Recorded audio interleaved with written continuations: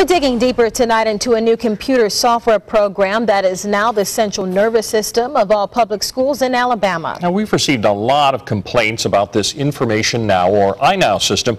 We've been spending the last week trying to get some answers. We told you last week the Mobile County School Board approved a resolution asking for an investigation. Fox 10 News reporter Paige Malone is looking at all sides of the controversy. She joins us now live in the studio with details on what she came up with. Paige? Bob and Lenny's Software Technology Inc. is based in Mobile. It was one of 4 companies that bid for the huge contract with the state. But it's not just here in Alabama. The iNow system is running in 8 states, so it's a pretty big operation, one that's recently gotten a lot of heat. Well, we encountered several problems.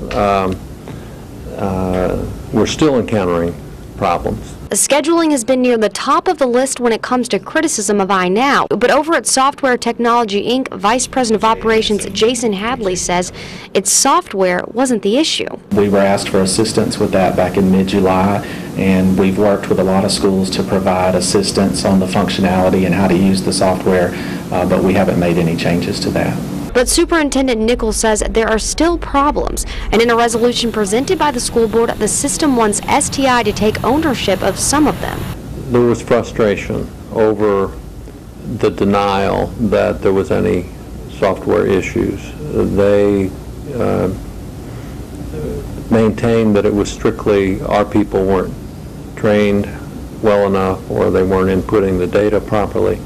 But in the resolution, it says STI failed to train the staff. Let's take a look at it. Software Technologies Inc. has failed to provide timely support of the said product and adequate training to properly equip our staff to perform everyday tasks. But if you look at the state's contract with STI, training the entire staff is not the company's responsibility. The contract says each county is responsible for the implementation of the software. And although the resolution places the blame on STI for the lack of training, Nichols told Fox 10 Mobile County was prepared. We knew that it was a complex program. We knew that anytime you put in a new piece of software, there are complications. But we had a plan in place to supplement the amount of training that the state provided. We got a copy of Mobile County's rollout plan. It has iNow instructions and helpful hints.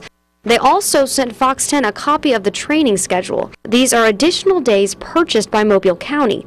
Nowhere in either document is there a plan for how or when teachers will be trained. I would say that the experience of implementing the solution is going to vary from district to district. And a lot of that is a function of how well everyone plans to implement the solution. It also is very important that all relevant stakeholders are in the loop. Now, take a look at Baldwin County's rollout plan. Now, keep in mind, Mobile County has more than 60,000 students. Baldwin has fewer than half that number. Baldwin County has an entire website devoted to iNow. There are interactive videos, tutorials, open chats, and a full training schedule for teachers. Nichols questions whether this should even be necessary. There's no question that when you've got a program that's complex, that people are going to make input errors. And that leads me to a question about, I'm not a computer programmer, so I don't know, but it would just seem to me that you would want to make the software program as user-friendly as possible and not so difficult that only somebody who's very, very highly trained can operate it. So.